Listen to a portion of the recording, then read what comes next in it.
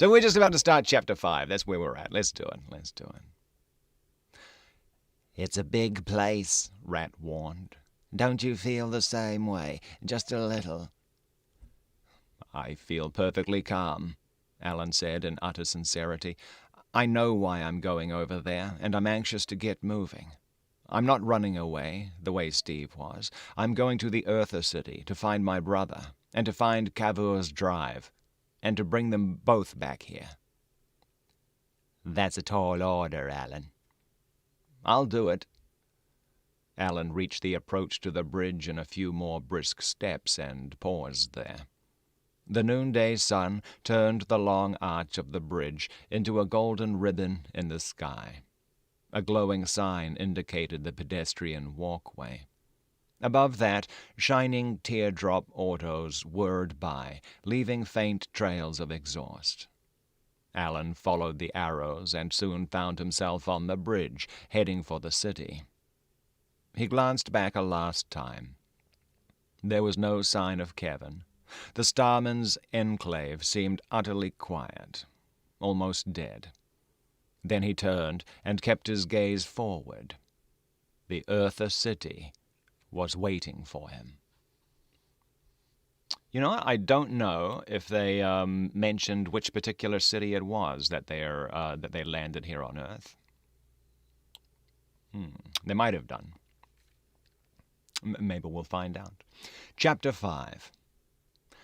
He reached the end of the walkway and paused, a little stunned, staring at the incredible immensity of the city spread out before him. It's a big place, he said. I've never been in a city this big. You were born here, Rat reminded him. Good morning, Shadow. Good morning. Alan laughed. But I only stayed here a week or two at most, and that was 300 years ago. The city's probably twice as big now as it was then. Hey you! Move on! A harsh voice from behind snapped suddenly. What's that? Alan whirled and saw a tall, bored-looking man in a silver-gray uniform with gleaming, luminescent bands across the sleeves, standing on a raised platform above the road. You can't just stand here and block the walkway, the tall man said. His words were heavily accented, thickly guttural. Alan had a little trouble understanding them. The ship's language never changed. That of Earth kept constantly evolving. Get back in the Enclave where you belong, or get moving, but don't stand here or I'll punch your ticket for you. Alan took a couple of steps forward. Just hold on a minute, who... He's a policeman, Alan, Rat said softly. Don't make trouble. Do as he says. Throttling his sudden anger, Alan nodded curtly at the officer and stepped off the walkway. He was an outsider here, and knew he couldn't expect the sort of warm fellowship that existed aboard the ship. Good morning, Anya. Yeah, we got it going. We had Shadowtronics join a test stream last night to make sure everything was fixed. Yeah. Alan was an outsider here, and knew he couldn't expect the sort of warm fellowship that existed aboard the ship. This was a city, a crowded, uncomfortable Earther city. These were the people who were left behind, who never saw the stars in naked glory. They weren't going to be particularly polite. Alan found himself at an intersection and wondered where he was to begin. He had some vague idea of finding Steve in this city as easily as he might aboard ship. Just check the A-deck roster, then the B-deck, and so on until he found him.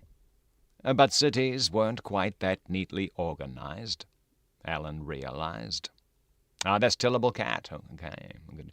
I'll see how well I can remember all of these different things, different names.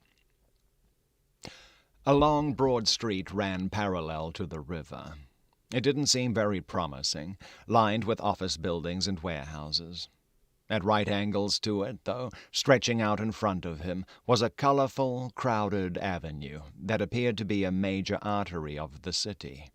Good morning, Julian. Good morning. Good to see you. He glanced tentatively in both directions, waited till a lull came in the steady procession of tiny, bullet-shaped automobiles flashing by, and hastily jogged across the waterfront street and started down the avenue. Maybe there was some kind of register of population at the city hall. If Steve still lived in this city, he could look him up that way. If not... Facing him were 2 rows of immense buildings, one on each side of the street. Above every 3 blocks there was a lacy aerial passageway, connecting a building on one side of the street with one on the other, high above the ground. Alan looked up and saw black dots. They looked like ants, but they were people, making their way across the flexi-bridges at dizzying altitudes. King of the books, I like that. Thank you, Julian. The streets were crowded. Busy, stern-faced people raced madly from one place to the next. Alan was accustomed to the more orderly and peaceful life of a starship, and found himself getting jostled by passer-by from both directions. He was surprised to find the streets full of peddlers, wary-looking little men trundling along behind small, slow-moving, self-powered monocars full of vegetables and other produce. Every few moments one would stop and hawk his wares.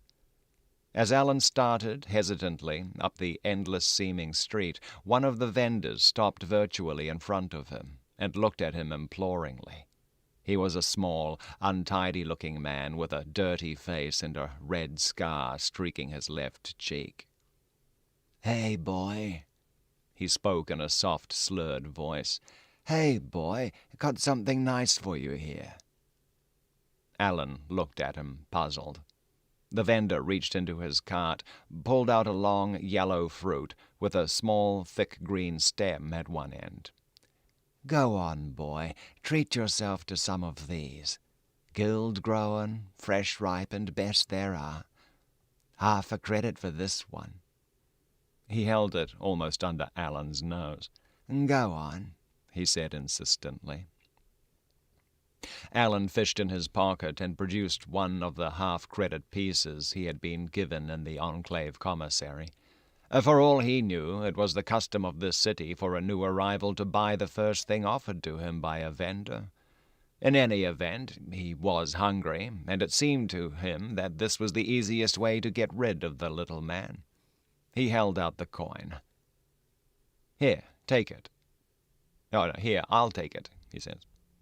The vendor handed the piece of fruit over, and Alan accepted it. He studied it, wondering what he was supposed to do now. It had a thick, tough rind that didn't seem at all appetizing. The vendor chuckled. "What's the matter, boy? Never seen a banana before? Or ain't you hungry?" The little man's derisive face was thrust up almost against Alan's chin. He backed up a step or 2. "Banana? Oh, sure." He put the end of the banana in his mouth and was just about to take a bite when a savage burst of laughter cut him off. "Oh, look at him," the vendor cried. "Stupid spacer don't even know how to eat a banana. Looka. Alan took the fruit out of his mouth unbitten and stared uncomprehendingly at it. He felt uneasy. Nothing in his past experience had prepared him for deliberate hostility on the part of other people. Aboard ship, you did your job and went your way. You didn't force your presence on other people or poke fun at them maliciously. It was the only way to live when you had to spend your whole lifetime with the same shipload of men and women. But the little vendor wasn't going away. He seemed very amused by everything. You a spacer, no?" he demanded. By now a small crowd had paused and was watching the scene. Alan nodded. "Let me show you how, spacer," the vendor said, mockery topmost in his tone. He snatched the banana back from Alan and ripped back the rind with 3 rough snaps of his wrist. Go on, eat it this way. She tastes better without the peel. He laughed raucously. Look at the spacer. Someone else in the crowd said, "Oh, what's he doing in the city anyway? He jumped ship." "Yeah, why ain't he in the Enclave like all the rest of 'em?" Alan looked from one to the other with a troubled expression on his face. He didn't want to touch off any serious incident, but he was determined not to let these Earthers push him around either. He ignored the ring of hostile faces about him and calmly bit into the banana. The unfamiliar taste pleased him. Despite hoots and catcalls from the crowd, he finished it. Now the spacer knows how to eat a banana, the vendor commented acidly. Here, spacer, have another. I don't want another. Huh? No good. Earth fruits are too good for you, Starman. You better learn that fast. Let's get out of here, Rat said quietly. It was sensible advice. These people were just baiting him like a bunch of hounds ringing a hare. He flexed his shoulder in a signal that meant he agreed with Rat's suggestion. Have another banana, the vendor repeated obstinately. Alan looked around at the crowd. I said I didn't want another banana, and I don't want one. Now get out of my way. No one moved. The vendor and his monocar blocked the path. Get out of my way, I said. Alan balled the slimy banana peel up in his hand and rammed it suddenly into the vendor's face. There, chew on that a while.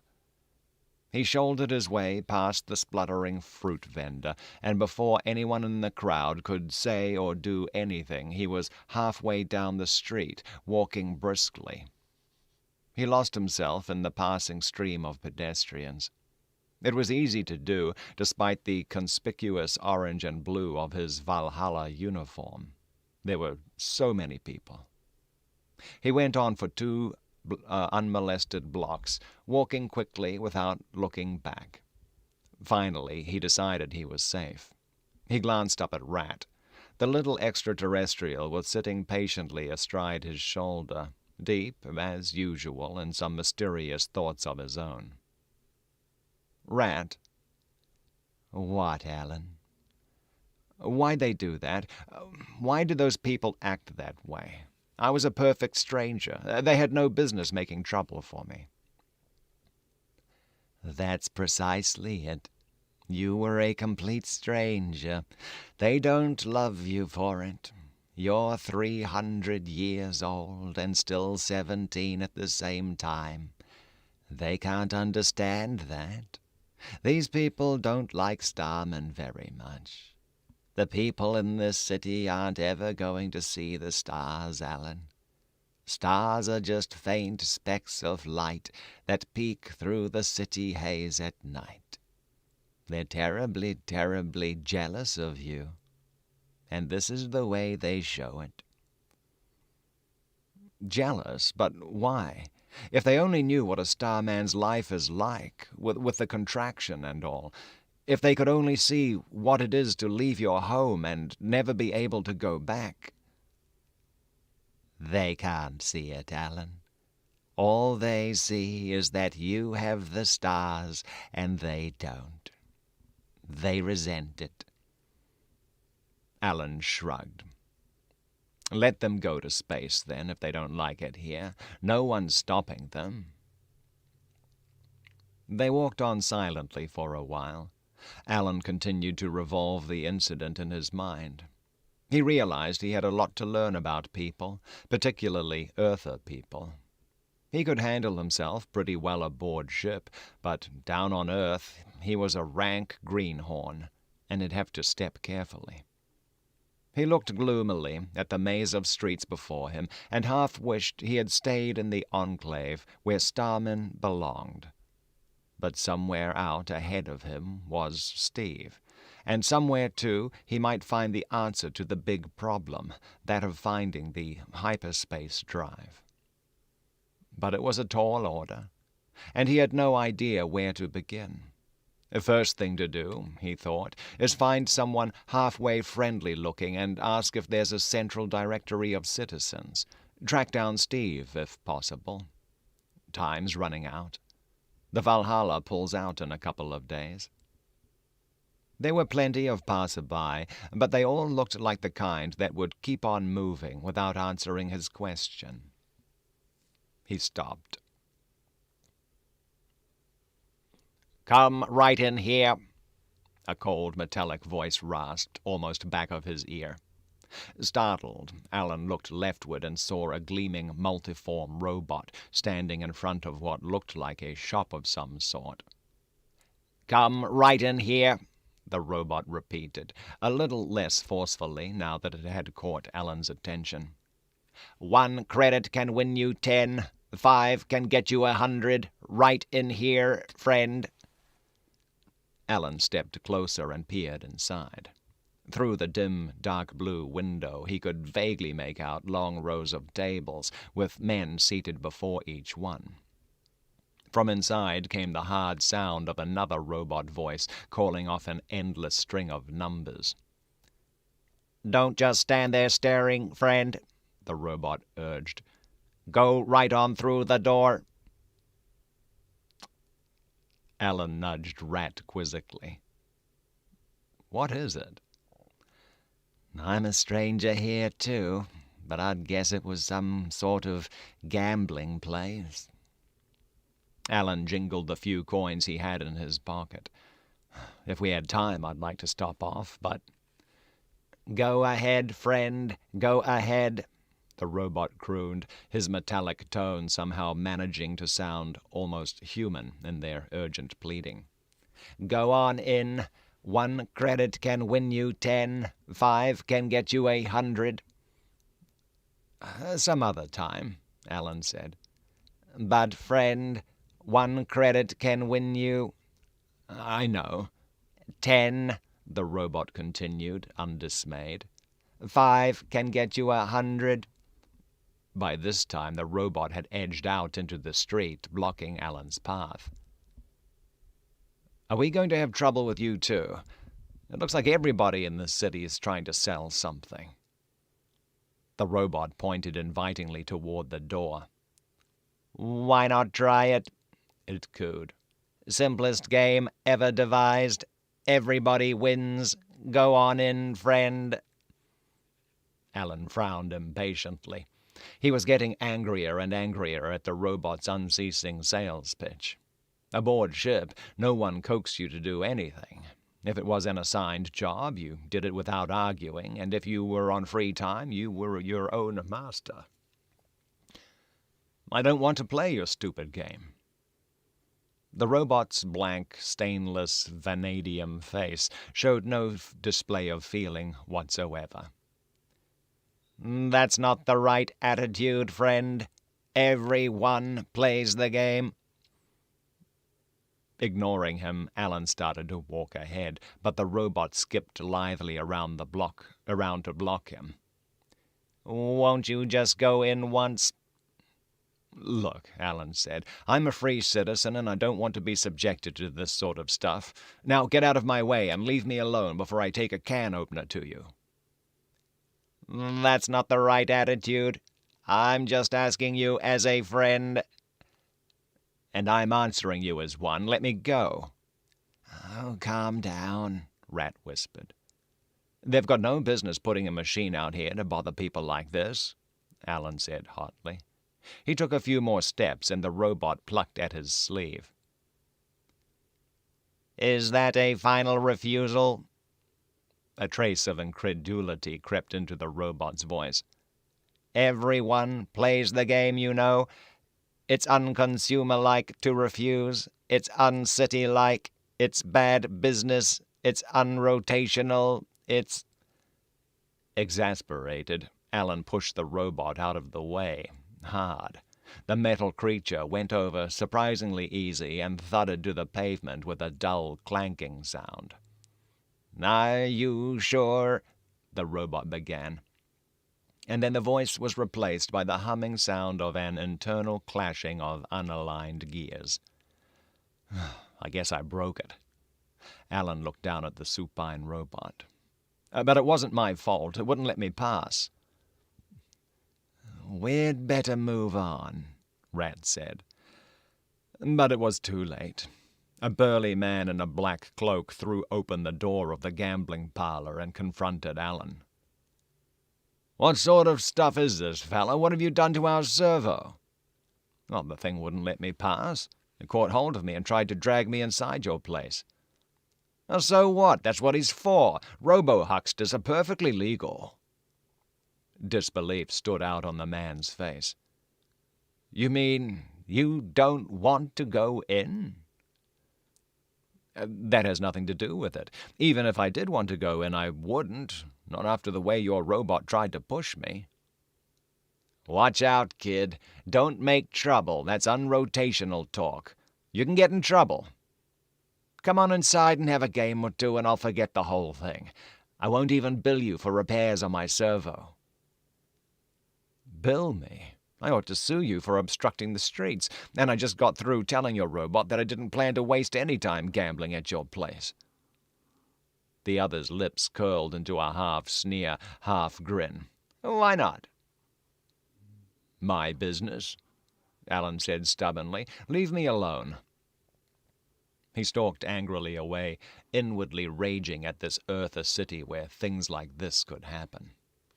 Don't ever let me catch you around here again, the parlor man shouted after him. Alan lost himself once again in the crowd, but not before he caught the final words. You filthy spacer. Filthy spacer. Alan winced. Again, the blind, unreasoning hatred of the unhappy Starman. The Earthers were jealous of something they certainly wouldn't want if they could experience the suffering involved. Suddenly, he realized he was very tired. He had been walking over an hour, and he was not used to it. The Valhalla was a big ship, but you could go from end to end in less than an hour, and very rarely did you stay on your feet under the full grav for as long as an hour. Working grav was 0.93 Earth normal, and that odd 0.07% made quite a difference. Alan glanced down at his boots, mentally picturing his sagging arches. He had to find someone who could give him a clue toward Steve.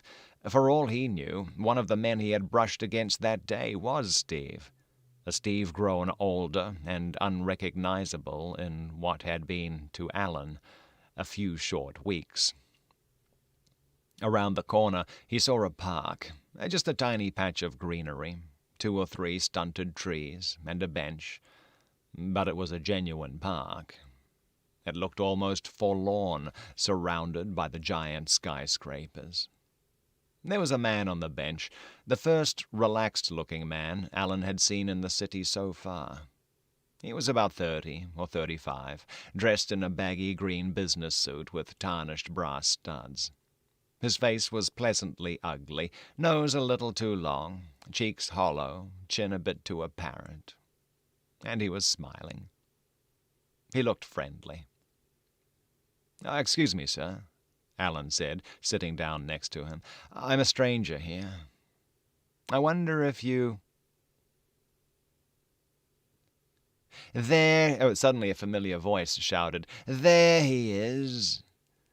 Alan turned and saw the little fruit vendor point accusingly at him. Behind him were 3 men in the silver-gray police uniforms. "That's the man who wouldn't buy from me. He's an unrotationist. Damn spacer." One of the policemen stepped forward, a broad man with a wide slab of a face, red like raw meat. "This man's placed some serious charges against you. Let's see your work card." I'm a Starman. I don't have a work card." "Even worse. We'd better take you down for questioning. You Starmen come in here and try to—" "Oh, just a minute, officer." The warm, mellow voice belonged to the smiling man on the bench. "This boy doesn't mean any trouble. I can vouch for him myself." And who are you? Let's see your card." Still smiling, the man reached into a pocket and drew forth his wallet. He handed a card over to the policeman, and Alan noticed that a blue 5-credit note went along with the card. The policeman made a great show of studying the card and succeeded in pocketing the bill with the same effortless sleight of hand that the other had used in handing it over. "Max Hawks, eh? That's you? Freeze status?" The man named Hawks nodded. "And this Spacer's a pal of yours?" "We're very good friends." Okay. I'll leave him in your custody, but see to it that he doesn't get into any more jams." The policeman turned away, signaling to his companions. The fruit vendor stared vindictively at Alan for a moment, but saw he would have no revenge. He, too, left. Alan was alone with his unknown benefactor. All right, I'm going to take a little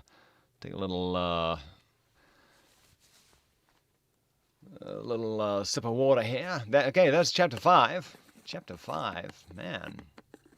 That's kind of a weird city there where you can get into trouble for not consuming. Man. Unrotationists.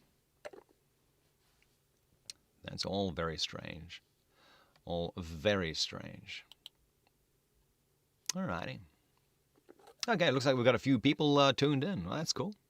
Very nice, very nice. Yeah, if you are enjoying the stream, please feel free to use that share button below the video. Let your friends know about it. For those who might be new, yeah, it is pretty fun so far there, Tillable Cat. It is very fun. Yeah, I used to read like book after book after book like these back when I was younger. Back in the old days. Yeah, so for those who might be in the stream who are not familiar with what we do, hi there, I'm Stephen J Carrington. Yeah, that's me. And for 2 years, yeah, we've been reading books live. Usually over on Mixer, but Mixer's here no more, so we are going to be moving it here to YouTube. Just getting started here on YouTube, so off to a good start so far, but we're growing our audience over. Yeah. Alrighty. Let's, oh wow, my concurrent viewers went from 7 down to 0. Who knows? I don't know. We're going to see. We'll see how it works. All right. Okay. Chapter 6. Here we go. "I guess I owe you thanks," Alan said. "If they'd hauled me off, I'd be in real trouble." Hawks nodded. "They're very quick to lock people up when they don't have work cards, but police salaries are notoriously low. A 5-credit bill slipped to the right man at the right time can work wonders." 5 credits, was it? Here. Alan started to fumble in his pocket, but Hawks checked him with a wave of his hand. "Never mind.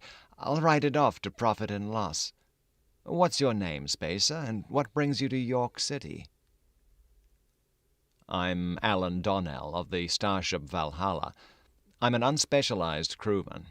I came over from the Enclave to look for my brother."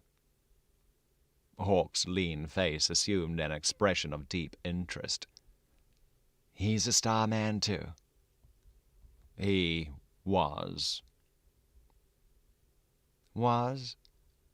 "He jumped ship last time we were here. That was 9 years ago, Earth time. I'd like to find him, though, even though he's so much older now." "How old is he now?" 26. I'm 17. We used to be twins, you see. But the contraction... you understand about the contraction, don't you?" Hawks nodded thoughtfully, eyes half closed. Yes, I follow you. While you made your last space jump, he grew old on Earth, and you want to find him and put him back on your ship, is that it?"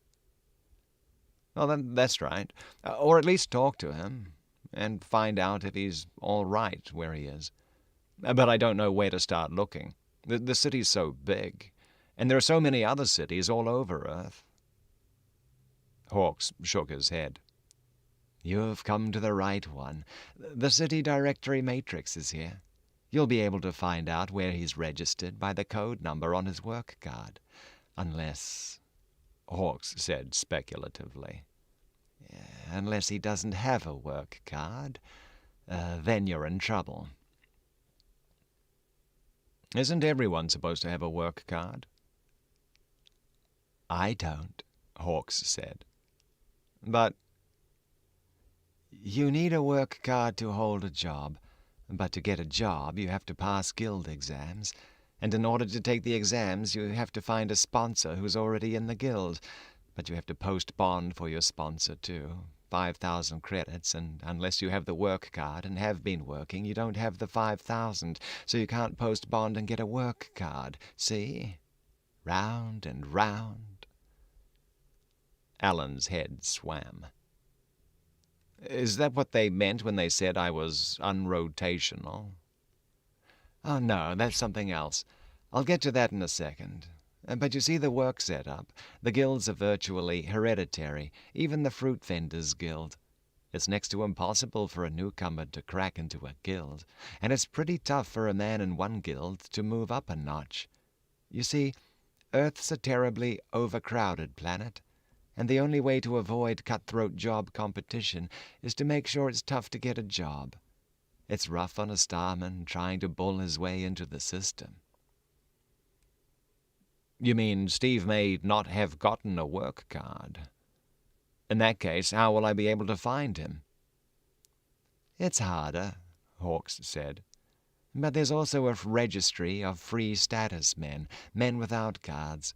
He isn't required to register there, but if he did, you'd be able to track him down eventually. If he didn't, I'm afraid you're out of luck. You just can't find a man on Earth if he doesn't want to be found."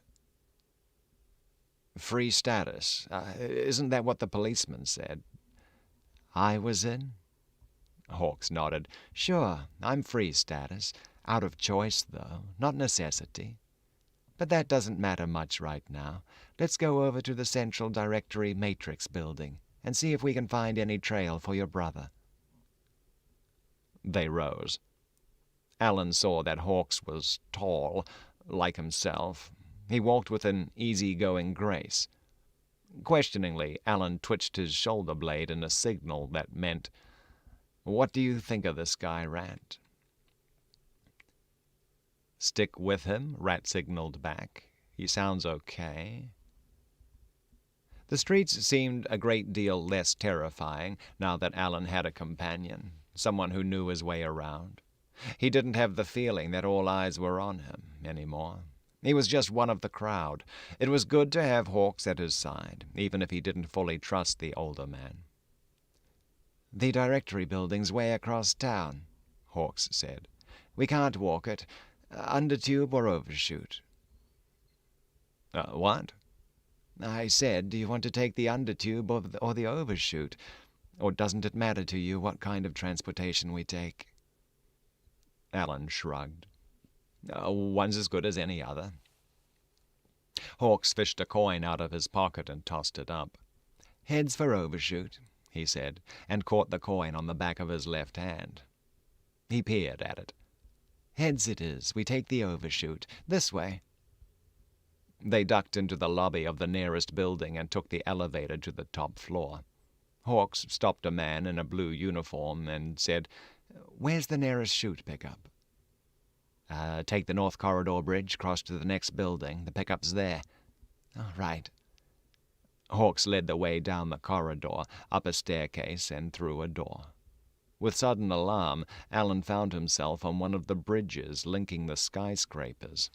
The bridge was no more than a ribbon of plastic with handholds on each side. It swayed gently in the breeze. "You'd better not look down," Hawks said. "It's 50 stories to the bottom." Alan kept his eyes stiffly forward. There was a good-sized crowd gathered on the top of the adjoined building, and he saw a metal platform of some kind. A vendor came up to them. Alan thought he might be selling tickets, but instead he held forth a tray of soft drinks. Hawks bought one. Alan started to say he didn't want one when he felt a sharp kick in his ankle, and he hurriedly changed his mind and produced a coin. When the vendor was gone, Hawks said, "Remind me to explain rotation to you when we get aboard the chute. And here it comes now." Alan turned and saw a silvery torpedo come whistling through the air and settle in the landing rack of the platform.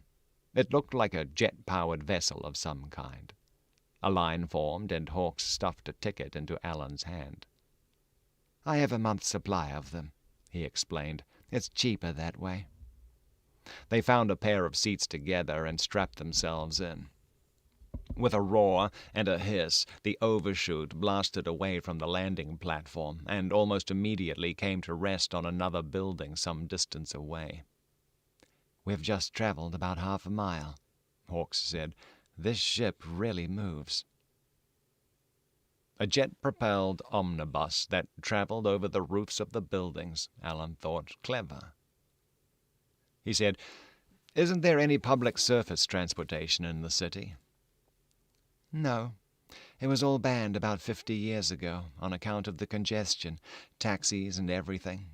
You can still use a private car in some parts of the city, of course, but the only people who own them are those who like to impress their neighbors. Most of us take the undertube or the overshoot to get around." The chute blasted off from its third stop and picked up passengers at its fourth. Alan glanced up front and saw the pilot peering over an elaborate radar setup.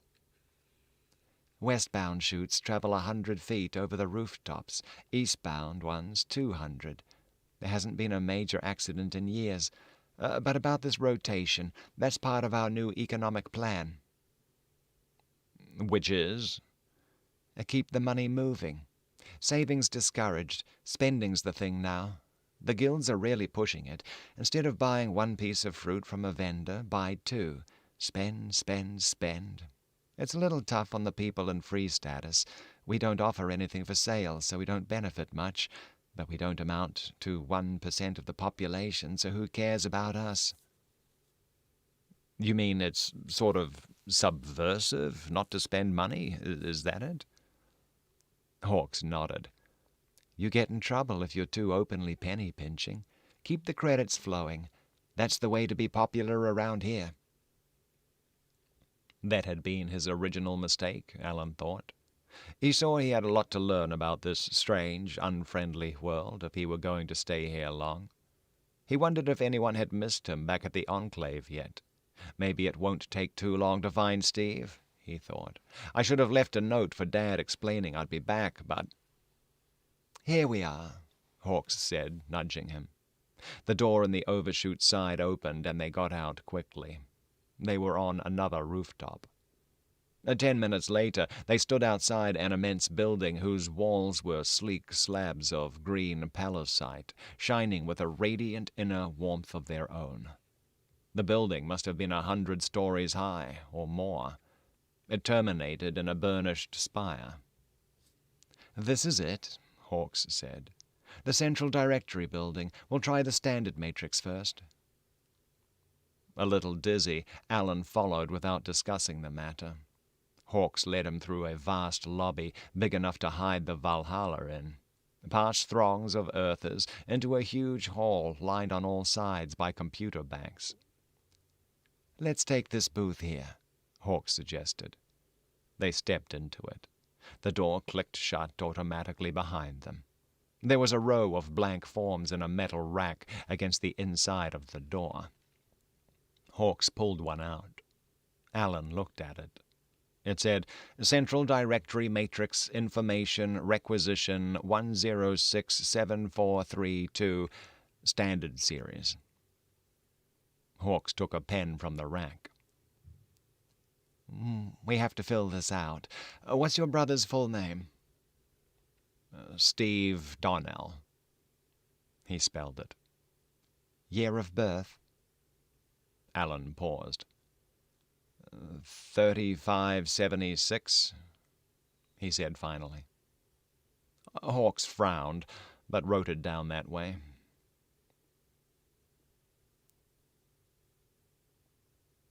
Work card number? Well, we don't know that. And they want 5 or 6 other numbers, too. We'll just have to skip them. Better give me a full physical description, as of the last time you saw him. Alan thought a moment. He looked pretty much like me. Height 73 inches, weight 172 or so, reddish blonde hair, and so on. Don't you have a gene record? Blankly, Alan said, what? Hawks scowled. Oh, I forgot. I keep forgetting you're a spacer. Well, if he's not using his own name anymore, it may make things really tough. Gene records make absolute identification possible, but if you don't have one... Whistling tunelessly, Hawks filled out the rest of the form. When it came to reason for application, he wrote in tracing of missing relative. That just about covers it, he said finally. It's a pretty lame application, but if we're lucky we may find him. He rolled the form up, shoved it into a grey metal tube, and dropped it into a slot in the wall. What happens now? Alan asked. Now we wait. The application goes downstairs and the big computer goes to work on it. First thing they'll do is kick aside all of the cards of men named Steve Donnell. Then they'll check them all against the physical description I supplied. As soon as they find a man who fits the bill, they'll stat his card and send it up here to us. We copy down the televector number and have them trace him down. The what number? You'll see, Hawks said, grinning. It's a good system. Just wait. They waited. 1 minute. 2. 3. I hope I'm not keeping you from something important, Alan said, breaking the long, uncomfortable silence. It's really good of you to take all this time, but I wouldn't want to inconvenience you if... If I didn't want to help you, Hawks said sharply, I wouldn't be doing it. I'm free status, you know. That means I don't have any boss except me. Max Hawks, Esquire. It's one of the few compensations I have for the otherwise lousy deal life handed me. So if I choose to waste an hour or two helping you find your brother, don't worry yourself about it. A bell rang once, and a gentle red light glowed over the slot. Hawks reached in and scooped out the container that sat there. Inside, he found a rolled-up slip of paper. He pulled it out and read the message typed on it several times, pursing his lips. Well, did they find him? Read it for yourself, Hawks said. He pushed the sheet over to Alan. It said in crisp capital letters, "A search of the files reveals that no work card has been issued on Earth in the past 10 years to Steve Donnell, male, with the required physical characteristics." Alan's face fell.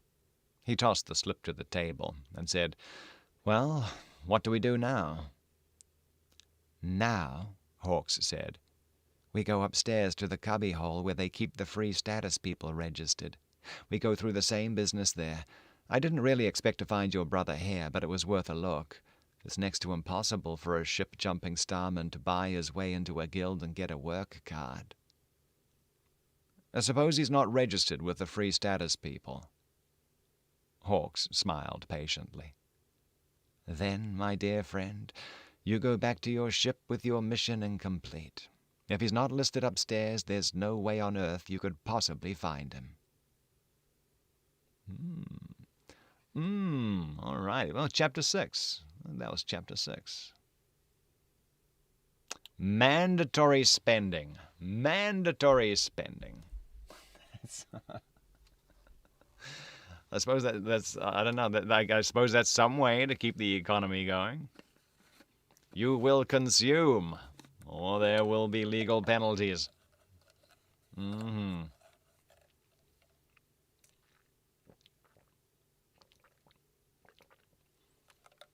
Okay, concurrents are back. No, it says 6, but that's okay. That's okay. Still getting used to this Facebook layout. I never really paid much attention to the numbers on it before because they were restreams coming over from Mixer when I used to do that. But yeah, I'm trying to learn it here. Alrighty. Okay, let's coming soon to a society near you. Yeah. Oh, and there's a big delay, by the way. A big delay, probably about a 20-second delay, I think. Even though the stream setting is set for low latency. That is weird. All right, not used to that. Even Twitch is better than that, and they have a delay, a big delay as well. Alrighty, that's okay though. Okay, we'll start up with chapter 7 in just a second. We're making pretty good time, pretty good progress. And it's a pretty interesting story too. Actually, a very interesting story. Liking it. Let's see, what do we need to do? Oh, here's an interesting. Oh boy, I just moused over my video, and there's at the time frame at the bottom it says 51 minutes. And then it has an end time of 1 hour and 30 minutes. I hope there's not a hard cap on the live stream of 1 hour and 30 minutes. That would be that would not be good. We'll find out. We'll find out as we go through it a little more. Okay. Alrighty. Next chapter. Here we go.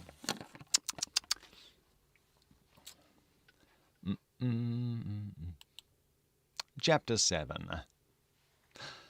The sign over the office door said Registry of Free Status Labor Force, and under that, room 1104.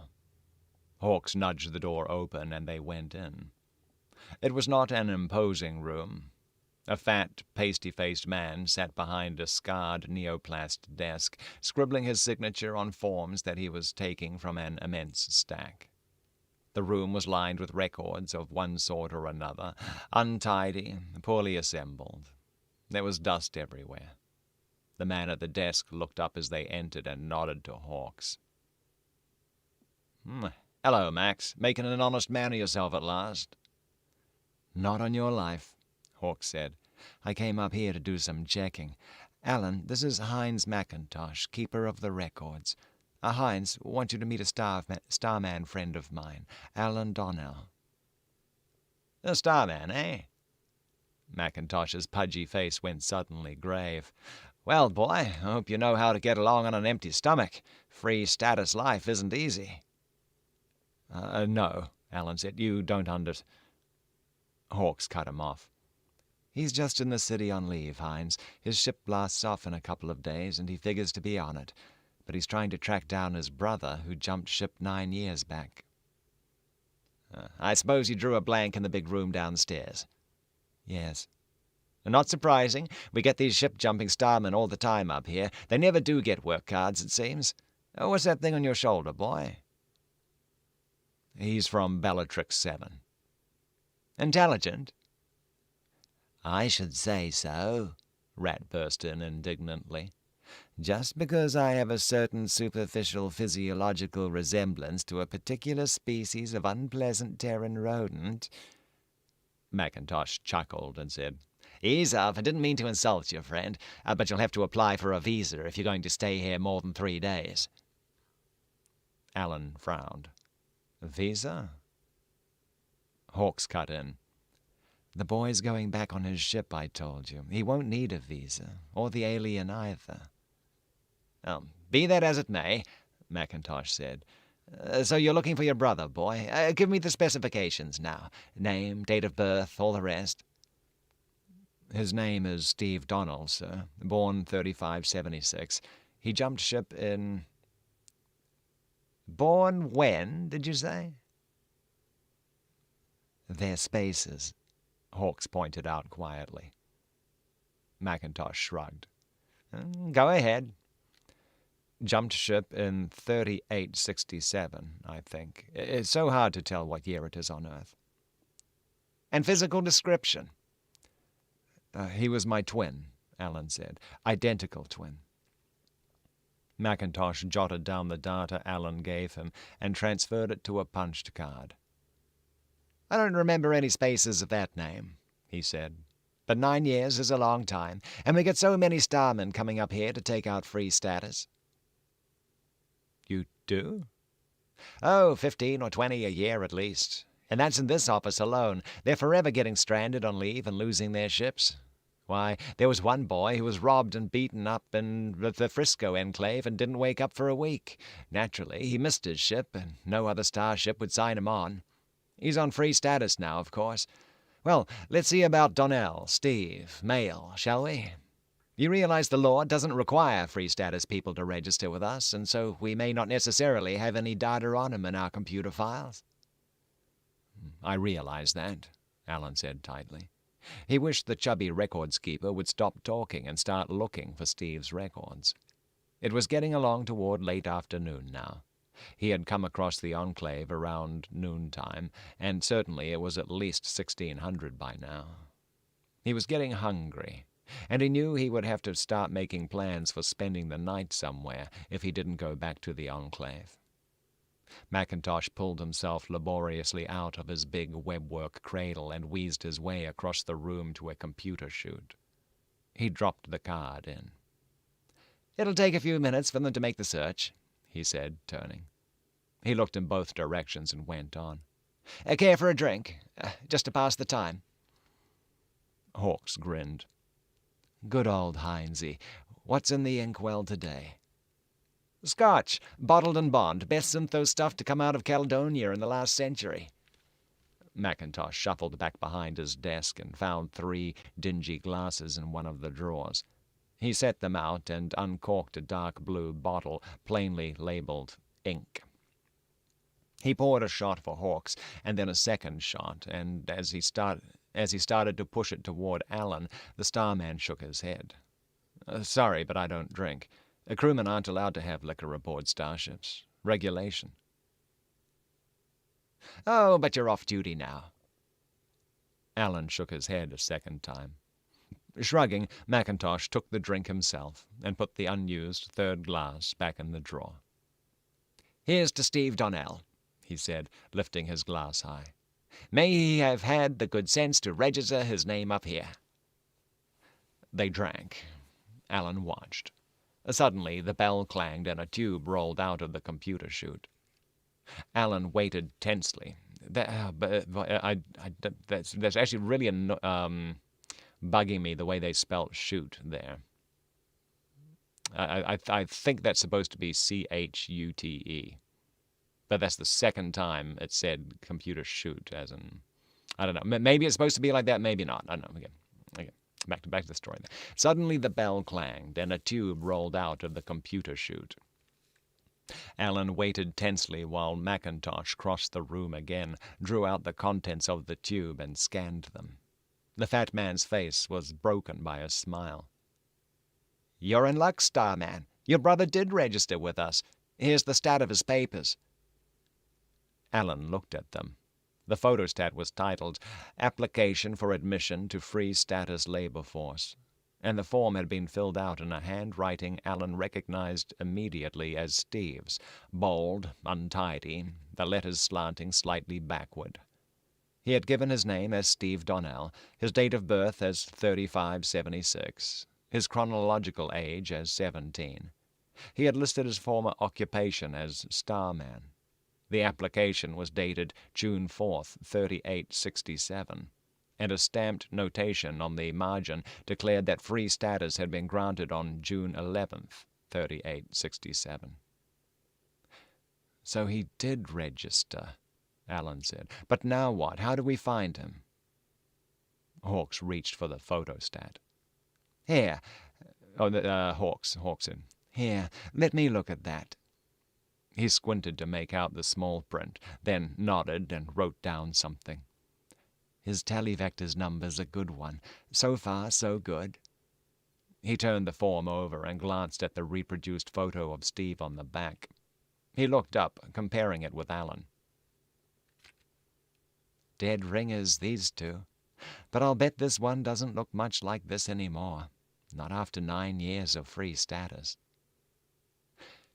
It only pays off for a lucky few, eh, Max? McIntosh asked slyly. Hawks grinned. Some of us make out all right. You have to have the knack, though. You can get awful hungry otherwise. Come on, kid. Let's go up a little higher now, up to the televector files. Thanks for the help, Heinzies. You're a pal. Just doing my job, McIntosh said. See you tonight, as usual. Oh, I doubt it, Hawks replied. I'm going to take the night off. I have it coming to me. That clears the coast for us amateurs, doesn't it?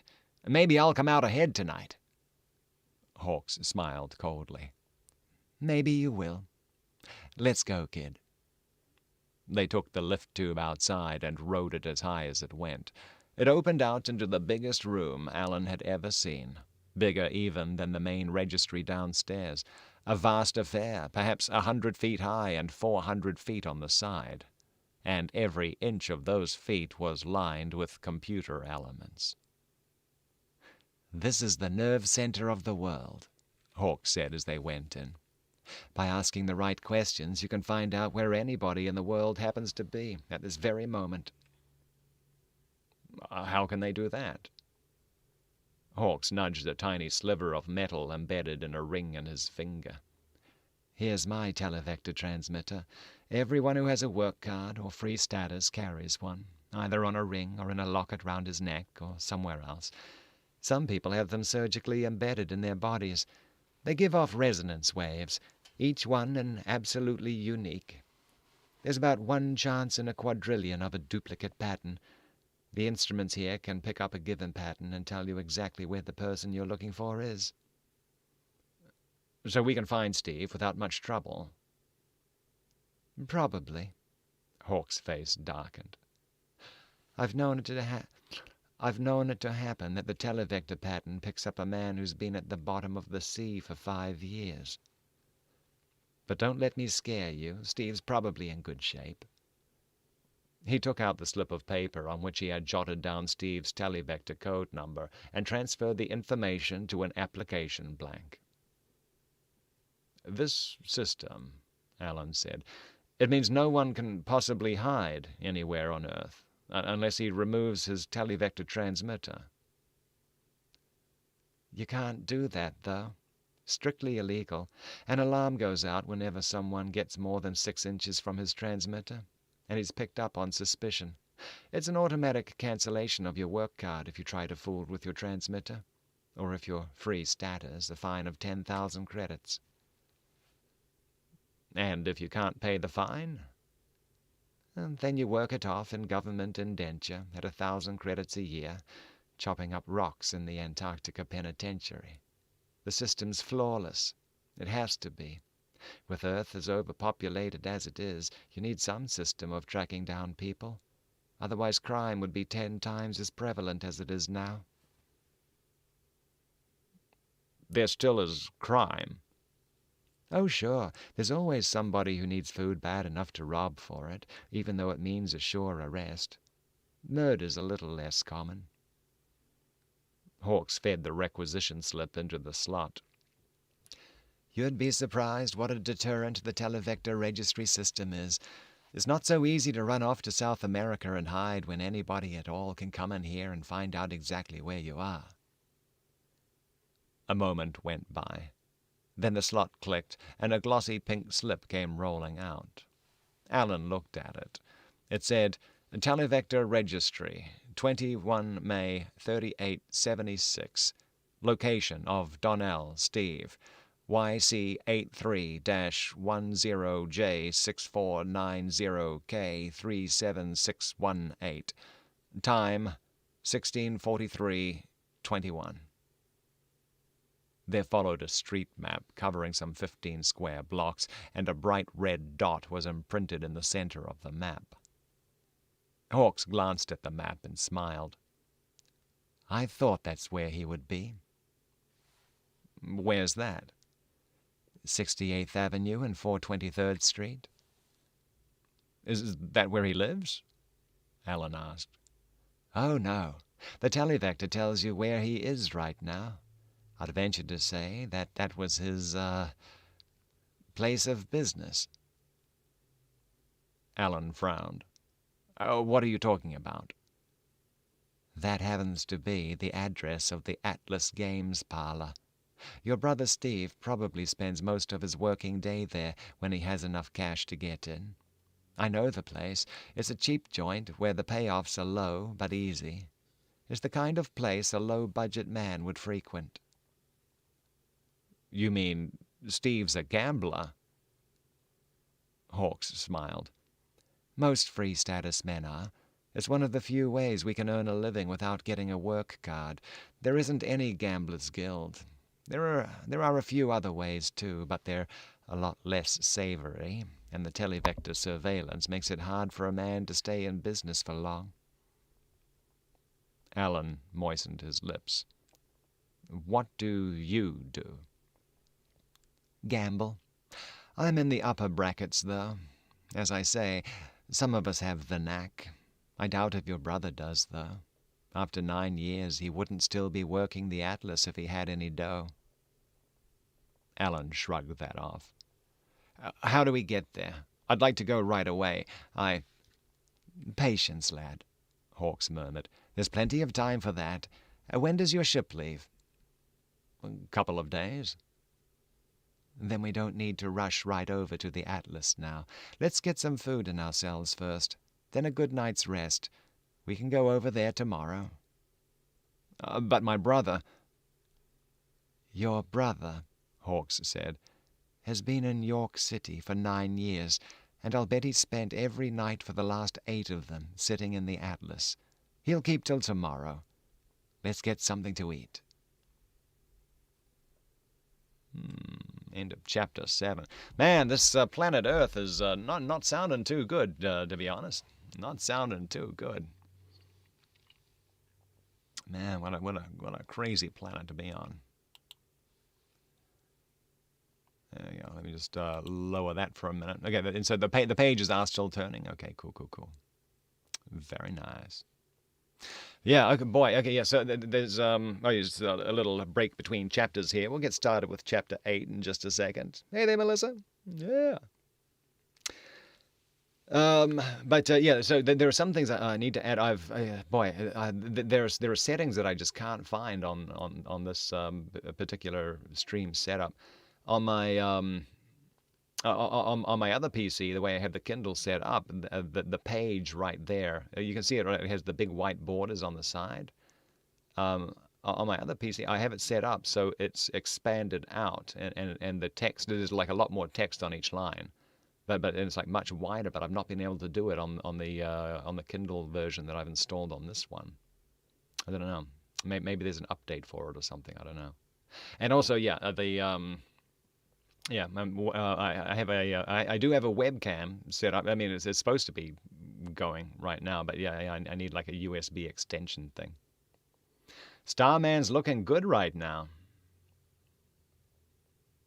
Yeah, it's it's a fun read, but tell you what, I would not be enthused about living on Earth right about now on this one. That's for sure. Man. Okay, yeah, so we'll get into chapter 8 in just a minute. But yeah, so anyway, I'm streaming in a different location from where I normally do my Twitch streams. So yeah, I do have a webcam on this thing here, but because I have the PC outside of this room. Yeah, I need a USB extender cable. I'm waiting for that to arrive before I can plug that in and get it looking more like the traditional thing there. Be able to see my little studio here. You think? You think being a Starman? Is that what you mean, Anya? Being a Starman sounds a lot better than being an Earther. Probably, but then again, could you imagine going through life on like a big, starship freighter there, less than 200 people that you're ever gonna know. That's it. I mean, you just spending years and years and decades, spending decades of your life on a spaceship with the same they think they said 176 people were on his ship, the Valhalla. 176. And you're expected to even grow up and date from that same pool as well. Man, I don't know. After a few generations.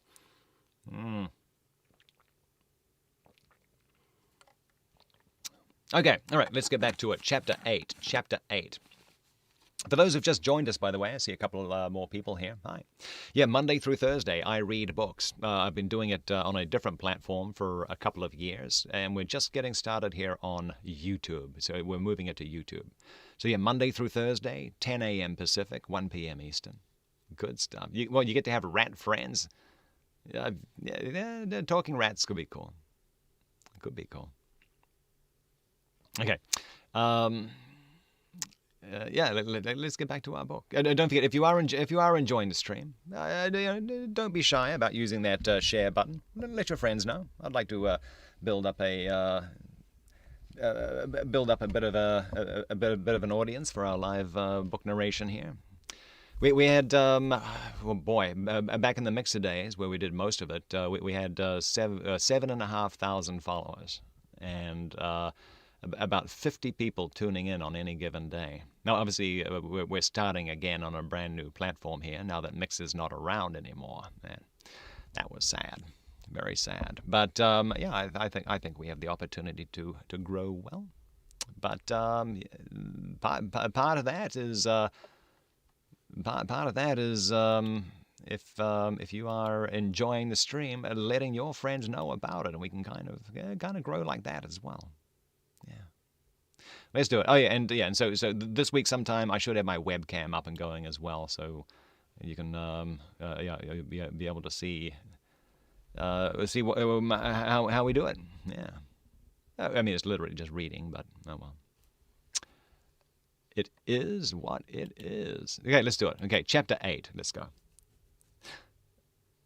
What's it? Oh, I lost my chat window. Okay, got it back. Chapter 8. They ate in a dark and unappealing restaurant, 3 blocks from the Central Directory Matrix building. The place was crowded, as all Earth places seemed to be.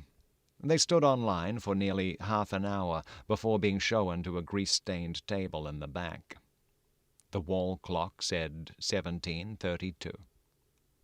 A robo-waiter approached them, holding a menu board in its metal hands. Hawks leaned forward and punched out his order. Alan took slightly longer about it, finally selecting protein steak, syntha coffee, and mixed vegetables. The robot clicked its acknowledgement and moved on to the next table. "So, my brother's a gambler," Alan began. Hawks nodded.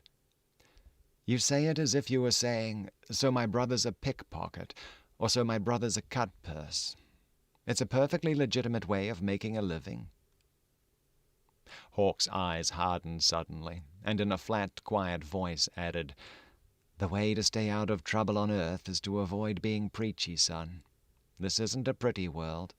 There are too many people on it, and not many can afford the passage out to Gamma Leonis 4 or Algol 7 or some of the nice uncluttered colony worlds. So while you're in York City, keep your eyes wide and your mouth zippered, and don't turn your nose up at the sordid ways people make their livings." Alan felt his face go red, and he was happy to have the trays of food arrive at that moment, causing some sort of distraction. "I'm sorry, Max. I didn't mean to sound so preachy." "I know, kid. You lead a pretty sheltered life on those starships, and nobody can adjust to Earthside life in a day. How about a drink?" Alan started to say that he didn't drink, but kept the words back. He was on Earth now, not aboard the Valhalla. He wasn't required to keep ship's regs, and he didn't want to be trying to look superior. Okay, how about scotch?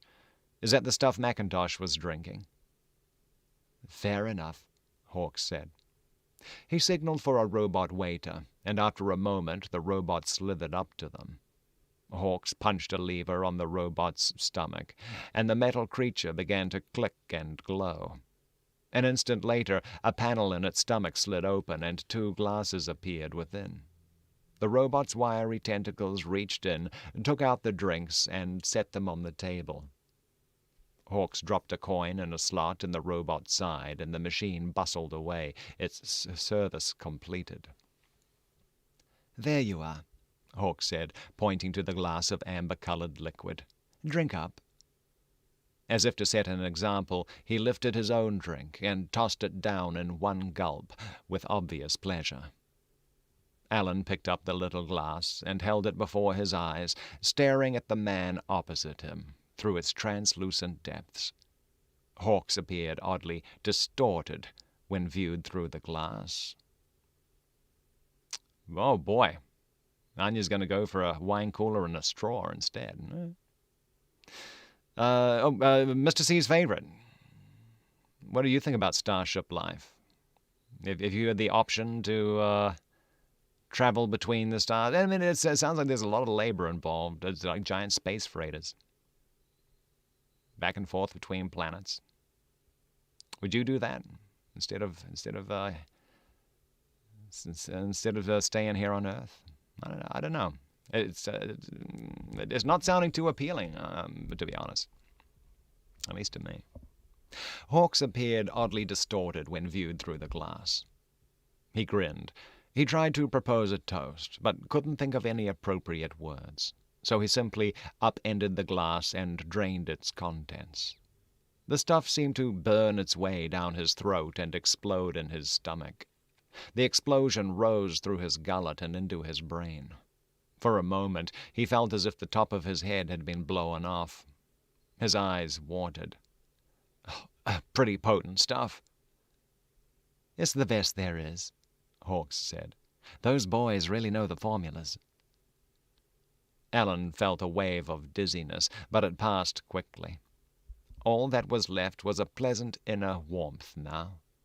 He pulled his tray toward him and attacked the synthetic meat and vegetables. He ate quietly, making no attempt at conversation. Soft music bubbled up around them. He thought about his brother.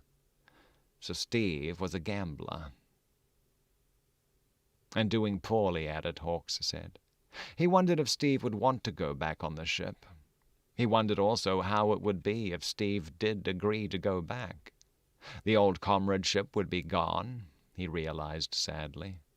They had shared everything for 17 years, grown up together, played together, worked together. Up till 6 weeks ago, they had been so close that Alan could almost read Steve's mind and Steve's Alan's. They made a good team. But that was finished now. Steve would be a stranger to him aboard the Valhalla, an older, perhaps wiser man, with 9 solid years of tough Earther life behind him. He would not be able to help, but regard Alan as a kid, a greenhorn. It was natural. They would never be comfortable in each other's presence, with an old, easy familiarity that was so close to telepathy. That 9-year gulf would see to that. "Thinking about your brother, aren't you?"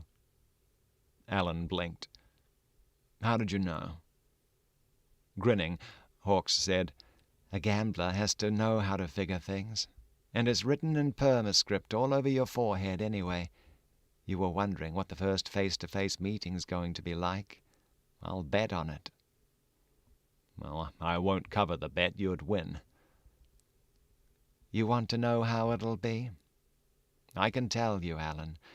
You'll feel sick and bewildered and ashamed of the guy who used to be your brother. But that'll pass. You'll look behind the things the 9 years did to him, and you'll see your brother back there. He'll see you, too. It won't be as bad as you're expecting." Somehow Alan felt relieved. "You're sure of that?" Hawks nodded. "You know, I'm taking such a personal interest in this business because I've got a brother, too. Had a brother." "Had?" "Kid about your age. Same problem I had, too. No guild. We were born into the Street Sweepers Guild, but neither of us could go for that, so we checked out and took free status. I went into gambling. He hung around the Enclave. He always wanted to be a spacer. What happened to him? He pulled a fast one. Starship was in town and looking for a new galley boy. Dave did some glib talking and got aboard. It was a fluke thing, but he made it. Which ship? Alan asked. Star Treader. Bound out on a hop to Beta Crucis 18. 465 light years. Hawks smiled faintly. He left a year and a half ago. The ship won't be back on Earth again for 930 years or so. I don't figure to be around that long. He shook his head. Let's get out of here. People waiting for tables. Out in the street again, Alan noticed that the sun was low in the sky. It was past 1800 and getting along toward evening. But the streets were not getting dark. From everywhere, a soft glow was beginning to radiate, from the pavement, the buildings, everywhere. It was a gentle, gleaming brightness that fell from the air. There was no perceptible change from day illumination to night illumination. But it was getting late, and they would miss him back at the Enclave, unless Captain Donnell had discovered that Alan had gone into the Earther City, in which case he wouldn't be missed at all. Alan remembered sharply the way the captain had calmly blotted the name of his son Steve from the Valhalla's roster, as if Steve had never existed. Are we going over to the Atlas now? Hawk shook his head. Not unless you want to go in there alone. Huh? I can't go in there with you. I've got an A card, and that's a Class C joint. You mean even gambling places are classified and regulated and everything? Hawks nodded. It has to be that way. This is a very complicated society you've stumbled into, Alan. Look, I'm a first-rate gamesman. That's not boasting, it's empirical truth, proven over and over again during the course of a 15-year career. I could make a fortune competing against beginners and dubs and has-beens, so they legislate against me. You make a certain annual income from gambling and you go into Class A, and then you can't enter any of the lower-class joints like the Atlas. You slip under the Class A minimum 3 years in a row and you lose your card. I stay over the minimum. So I'll have to go after Steve myself. Well, in that case, thanks for all the help. And if you'll show me which chute I take to get to the Atlas. Not so fast, son. Hawks grasped Alan's wrist. Even in a Class C dump you can lose plenty, and you can't just stand around hunting for your brother. Unless you're there as a learner, you'll have to play. So what am I supposed to do? I'll take you to a Class A place tonight. You can come in as a learner. They all know me. I'll try to show you enough about the game so you don't get rooked. Then you can stay over at my place, and tomorrow we'll go up to the Atlas and look around for your brother. I'll have to wait outside, of course. Alan shrugged. He was beginning to realize he was a little nervous about the coming meeting with Steve, and perhaps, he thought, a little extra delay would be useful. And he still had plenty of time to get back to the Valhalla after he saw Steve, even if he stayed in the city overnight. Well, Hawks said. Okay, I'll go with you. This time they took the undertube, which they reached by following a glowing sign, and then an underground passageway. Alan rode down behind Hawks on the moving ramp and found himself in a warm, brightly lit underground world with stores, restaurants, newsboys, hawking telefax sheets, milling swarms of homebound commuters. They reached the entrance to a tube, and Hawks handed him a small oval object with figures engraved on it. That's your tube token. It goes in the slot. They passed through the turnstile and followed signs indicating the West Side Tube. The tube was a long, sleek affair, windowless, shaped like a bullet. The tube was already packed with commuters when they got aboard. There were no empty seats, of course, and everyone seemed to be jostling everyone else for the right to stand upright. The sign at the end of the tube said, Tube X #3174-WS. The trip took only a few minutes of seemingly effortless gliding, and then they emerged far on the other side of the giant city. The neighborhood they were in was considerably less crowded. It had little of the mad hubbub of the downtown district. A neon sign struck his eyes at once. Superior Games Parlor. Under that, in smaller letters, was Class A Establishment. A robot stood outside, a gleaming replica of the one he had tussled with earlier in the day. Class A only, the robot said as they came near. This games parlor is for Class A only. Hawks stepped around him and broke the photo contact on the door. Alan followed him in. The place was dimly lit, as all Earther pleasure places seemed to be. Alan saw a double row of tables spreading to the back of the parlor. At each table was an earnest-looking citizen hunched over a board, watching the pattern of lights in front of him come and go, change and shift. Another robot glided up to them. "May I see your card, please?" it purred.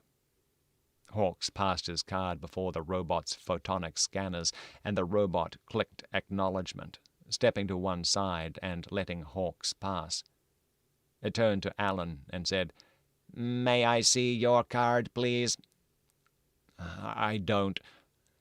"He's with me," Hawks said. "A learner." A man in a dirty grey smock came up to them. "Evening, Max. Lindsay was here already and told me you weren't coming in tonight." "Well, I wasn't, but I changed my mind. I brought a learner along with me, friend of mine, name of Alan Donnell. This is Joe Luckman, Alan. He runs this place." Luckman nodded absently to Alan, who mumbled a greeting in return. "Guess you want your usual table?" Luckman asked. "Well, if it's open," Hawks said. "Been open all evening." Luckman led them down the long aisle to the back of the big hall, where there was a vacant table with one seat before it. Hawks slid smoothly into the seat and told Alan to stand behind him and watch carefully. "We'll start at the beginning of the next round," he said. Alan looked around. Everywhere men were bent over the patterns of lights on the boards before them, with expressions of fierce concentration on their faces. Far in the corner, Alan saw the pudgy figure of McIntosh, the keeper of the records. McIntosh was bathed in his own sweat and sat rigid as if hypnotized. Hawks nudged him. "Keep your eyes on me. The others don't matter. I'm ready to get started."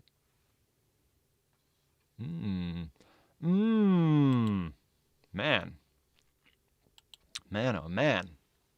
Okay, we'll get on with Chapter 9 in just a minute there. Figured I'll catch up with chat while we're at it. So I see a couple of more people have popped in too. Hey there, how you all doing? Okay. So Anya would be all about becoming a Starman. Fair enough. Because you get to have talking rat friends. Apparently they're not rodents though. I think Mr. Rat is very adamant that he is not a rodent. So Anya would do the deep space thing. Melissa, you like the book so far. You might, if you didn't get, you might tread the stars if you didn't get airsick. Yeah, well, I think it would be pretty much. They do have artificial gravity on board their ships. There, they talked about that a little earlier. It's only, I think they said it was 93% of Earth's gravity. So it'd be a little lighter. Getting around. Make cargo a lot easier to handle too, I guess. You're bound to find a cooler world? Like a wine cooler world?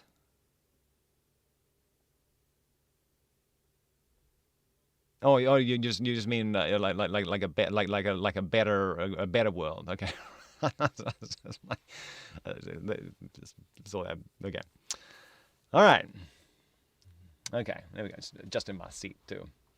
BW, you would do it yourself as well. Wouldn't that be crazy though? Like going at these like close to light speeds. You're not hitting light speed, but hitting this close to light speed. But when you get back to to your planet, I mean, to see your friends age 9 years and you've only been away like 2 or 3 weeks, that would be weird.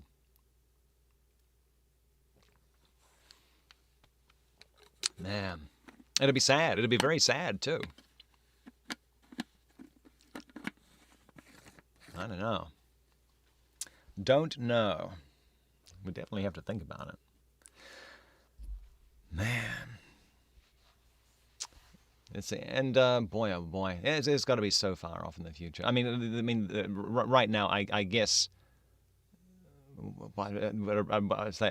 Sometime maybe in the next 50 years, maybe we'll have like the first landing on Mars. Maybe in about 50 years.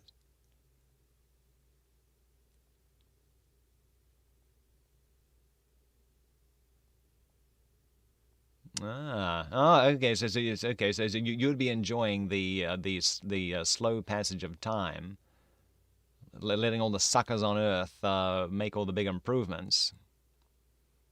And yeah, all right. Yeah, interesting.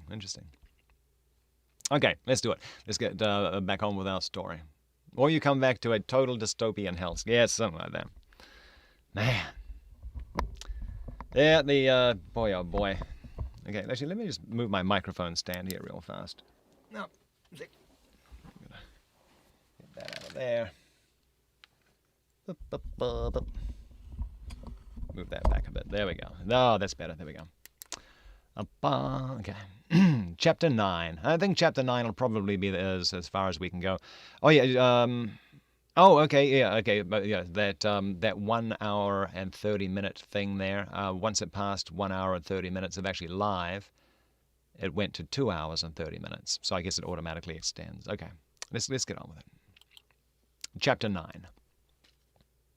Hawks took a coin from his pocket and dropped it in a slot at the side of the board.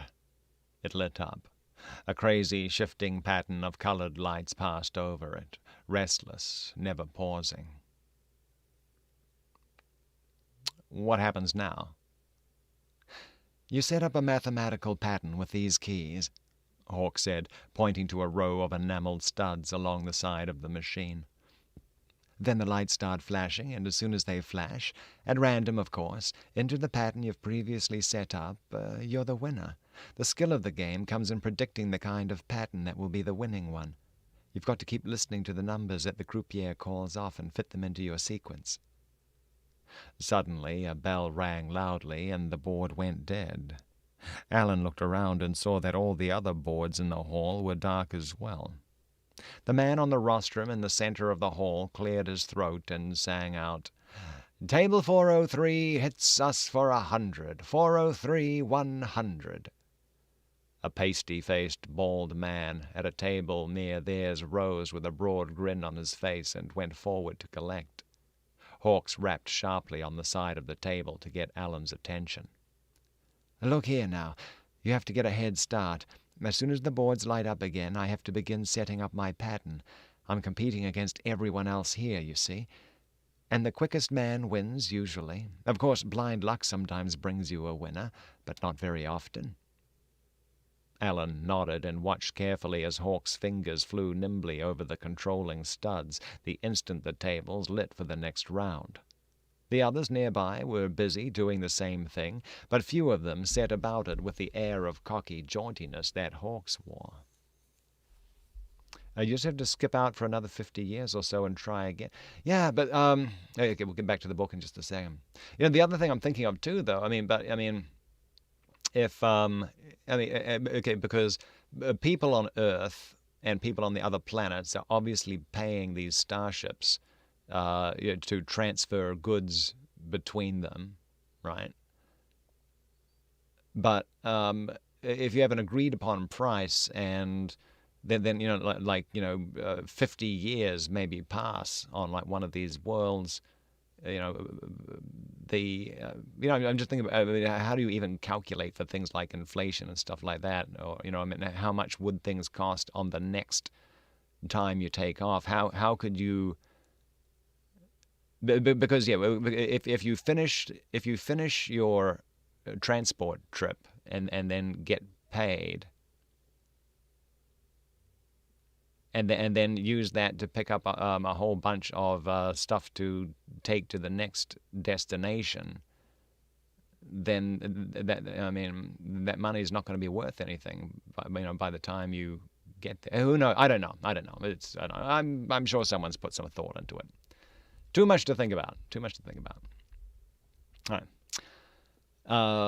Okay. Finally, he stared at the board in satisfaction and sat back. The croupier pounded 3 times with a little gavel and said, 103 subprime 5. Hastily, Hawks made a correction in his equation. The lights on the board flickered and faded, moving faster than Alan could see. 377, third quadrant 7. Again, a correction. Hawks sat transfixed, staring intently at the board. The other players were similarly entranced, Alan saw. He realized it was possible for someone to become virtually hypnotized by the game, to spend days on end sitting before the board. He forced himself to follow Hawk's computations as number after number was called off. He began to see the logical pattern of the game. It was a little like astrogation, in which he had had the required preliminary instruction. When you worked out a ship's course, you had to keep altering it to allow for course deflection, effects of planetary magnetic fields, meteor swarms, and such obstacles, and you had to be one jump ahead of the obstacles all the time. It was the same here. The pilot board at the croupier's rostrum had a prearranged mathematical pattern on it. The idea of the game was to set up your own board in the identical pattern.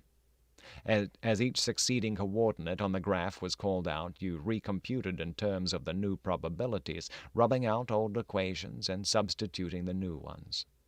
There was always the mathematical chance that a pattern set up at random would be identical to the master control pattern, but that was a pretty slim chance.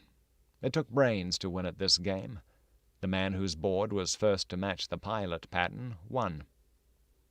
Hawks worked quietly, efficiently, and lost the first 4 rounds.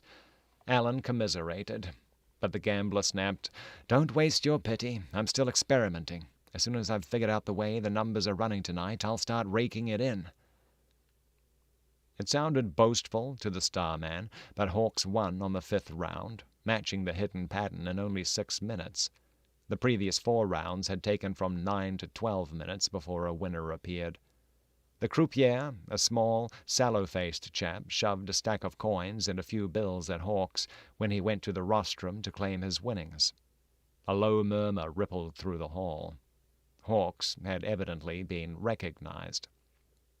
His take was 100 credits. In less than an hour he was already 75 credits to the good. Hawks' sharp eyes glinted brightly. He was in his element now, and enjoying it.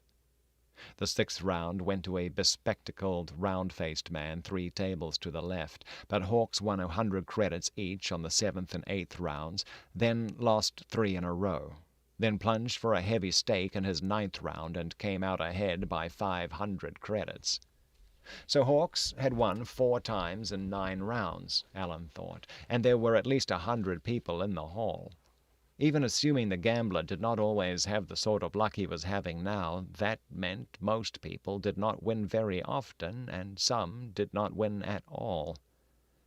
As the evening went along, Hawks made it look simple.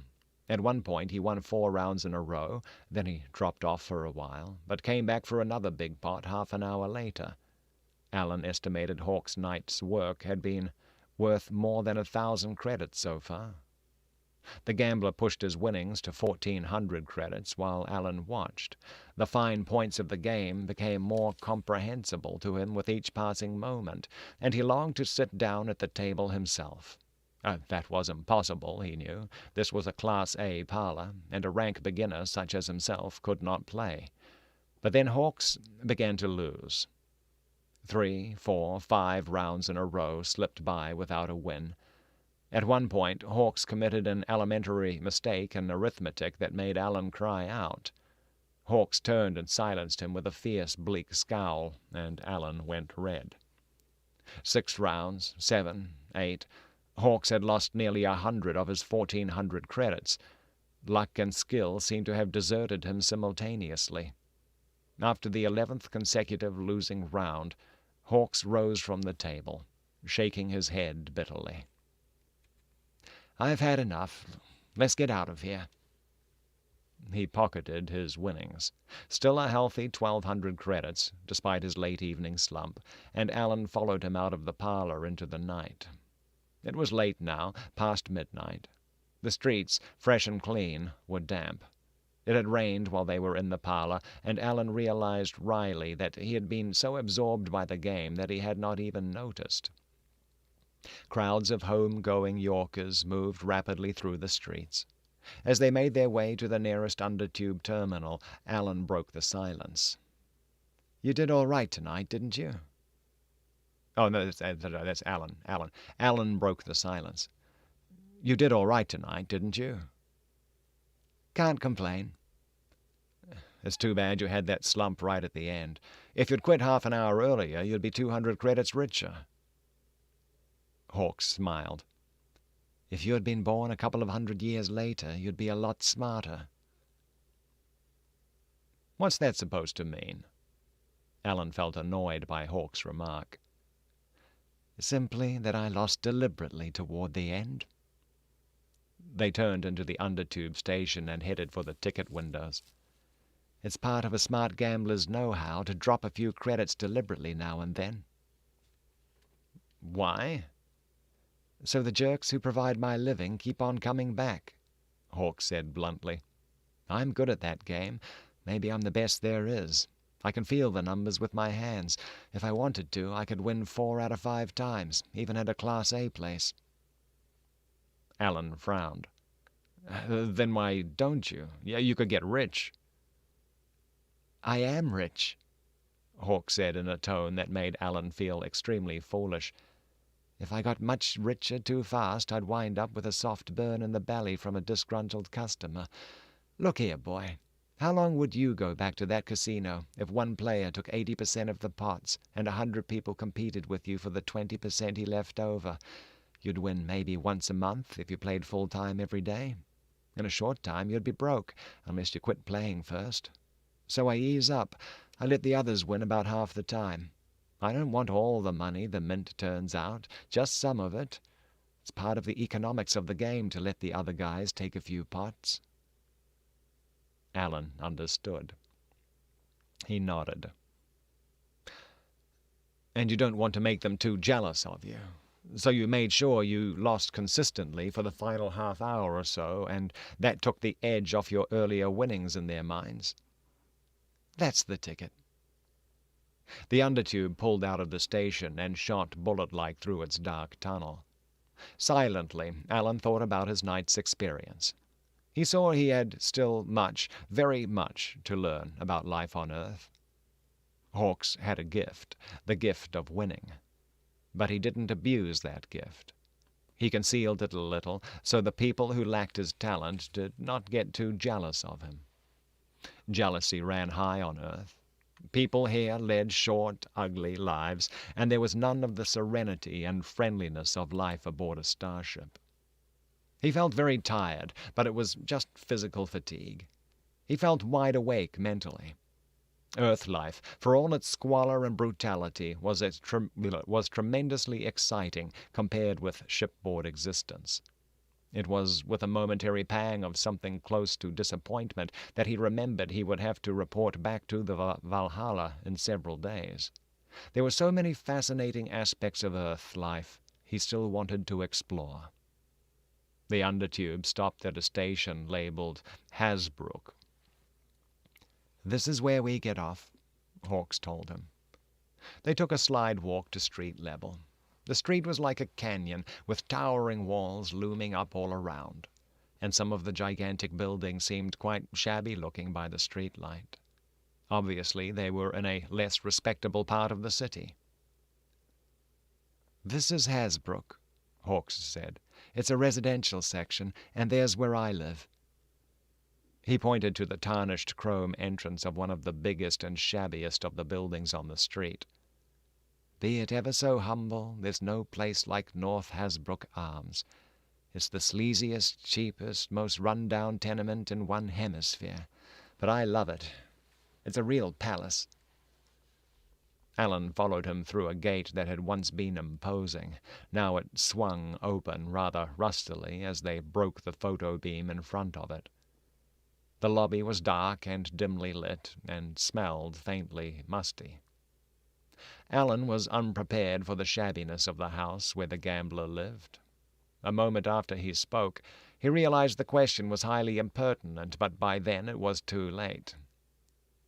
"I don't understand, Max. If you make so much money gambling, why do you live in a place like this? Aren't there any better? I mean—" An unreadable expression flitted briefly across the gambler's lean face. "I know what you mean. Let's just say that the laws of this planet discriminate slightly against free-status people like yours truly. They require us to live in approved residences." "But this is practically a slum." "Forget the practically. This is the raw end of town, and no denying it. But I have to live here." They entered a creaky old elevator decorated with too much chrome, most of it chipped, and Hawks pressed 106. "When I first moved in here, I made up my mind I'd bribe my way into a fancier neighborhood as soon as I had the cash. But by the time I had enough to spare, I didn't feel like moving, you see. I'm sort of lazy." The elevator stopped with a jarring jolt at the 106th floor. They passed down a narrow, poorly lit corridor. Hawks paused suddenly in front of a door, pressed his thumb against the doorplate, and waited as it swung open in response to the imprint of his fingerprints against the sensitive electronic grid. "Here we are," he said. It was a 3-room apartment that looked almost as old and as disreputable as the rooms in the Enclave. But the furniture was new and attractive. These were not the rooms of a poor man. An elaborate audio system took up one entire wall. Elsewhere, Alan saw books of all kinds, tapes, a tiny mounted globe of light sculpture, within whose crystal interior abstract colors flowed kaleidoscopically. A handsome robot bar. Hawks gestured Alan to a seat. Alan chose a green lounge chair with quivering springs and stretched out. He did not want to go to sleep. He wanted to stay up half the night and talk.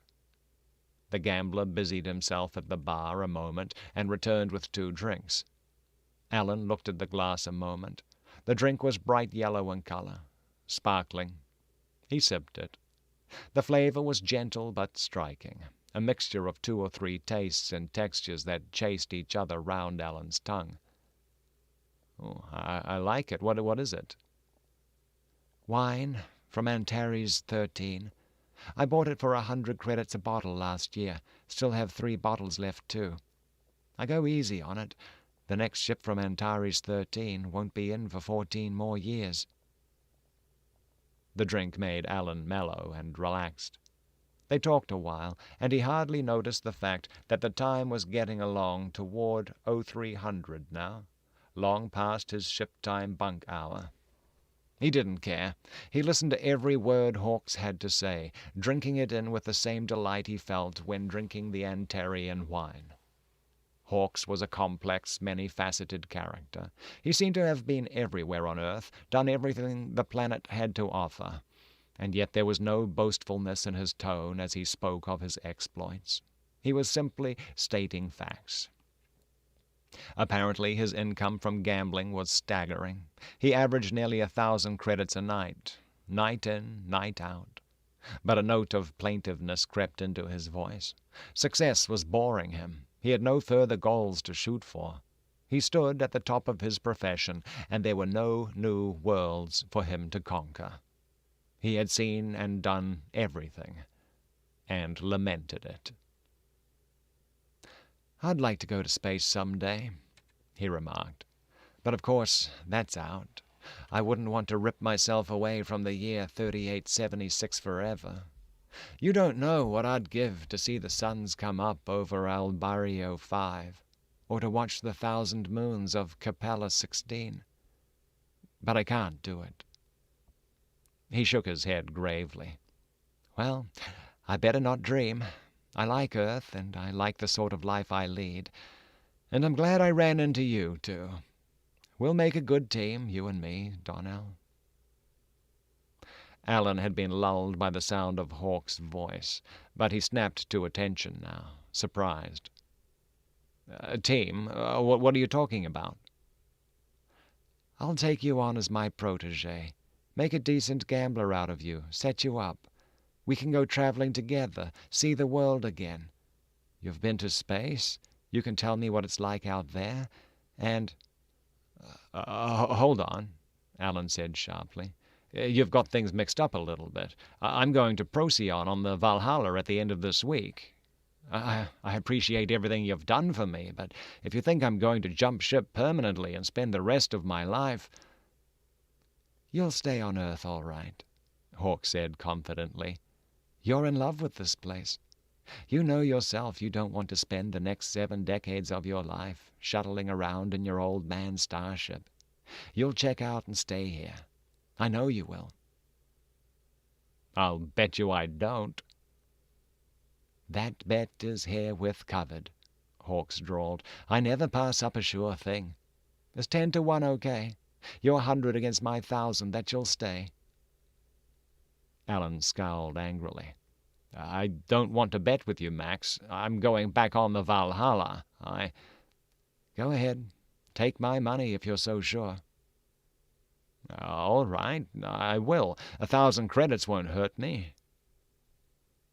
Suddenly he had no further desire to listen to Hawk's talk. He rose abruptly and gulped down the remainder of his drink. "I'm tired. Let's get some sleep." "Fair enough," Hawk said.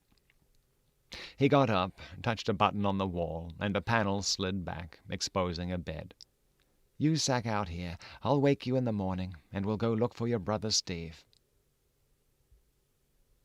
Man, the end of chapter 9. Tell you what, I don't know about this Hawks fella. I don't know. BW is like get paid in advance and put it in safe investments. Compound interest could be immense, or society is completely gone and you lose everything. Remember how there was the Douglas Adams book, The Restaurant at the End of the Universe? It was the second of the Hitchhiker books. And the big thing was to go to eat at the restaurant at the end of the, I forget the name of it. The restaurant at the end of the universe, like where entropy finally caught up, and there was like the end of time. And you had like it was just super expensive to go to, but all anyone had to do to afford it was stick a penny in a compound interest bank account, 10,000 years in the past or something like that, and that way you could afford to eat there. Yes, makes sense. But that's as far as we can go there today. Actually, boy, it's 5 to. It's 5 to noon right now. 5 to noon. Good gracious. Milliways. That was the name of it. Yes, Milliways. The restaurant at the end of the universe. Ah, boy. That was good stuff. All right, so let's see. We should probably just end right about here. I think it's a good thing. All right. A good place to spot. That was almost bang on 2 hours, actually. Not too shabby. So yeah, we'll pick up with chapter 10 tomorrow. Alrighty. Boy, and we've got 9 concurrent viewers. I like that. That's cool. So for those who might be new here, Monday through Thursday, I read books. 10 a.m. Pacific, 1 p.m. Eastern. Currently, we're working our way through Starman's Quest by Robert Silverberg. Day 2. It's a fairly short book, actually. We're 50% into it. So, we'll be finished this on Friday. So Monday through Thursday, 10 a.m. Pacific or 1 p.m. Eastern. And we read for about 2 hours. Sometimes we, close it up with a short story or so. But boy, this is pretty much as far as we can go. Melissa Blandon, thank you for tuning in and spending part of your day with us. Thank you for being here. It looks like there's easily a 20-second delay on this thing. Man, okay, still getting used to that. So if you've enjoyed this, please let your friends know. Use that little share button below the video. If you have already, thank you. If you've been thinking about doing it, this might be the opportunity to do it. You have a great day there, Anya, BW. You have an awesome day there as well. Are we missing Rose today? No, Rose. Yeah, she's got some IRL things happening there. I know she's been very excited to start catching it here on YouTube. But I'm sure she'll be back with us next week. Let's see, what else do we have? There's something else I need to do. I need to finish out a little information template for this. Now that I have one that's going to be stored, I'll be able to go in and add appropriate links and everything in the description and things like that. And but in the meantime, I got to get some stuff going as well. Alan Ben. Is that there, Alan Ben? What's going on? All righty. Now, are you a friend of ours from Twitch or Mixer there as well? Or are you new to the stream? I don't know. But anyway, they're waving. They're waving bye-bye. Well, we're done.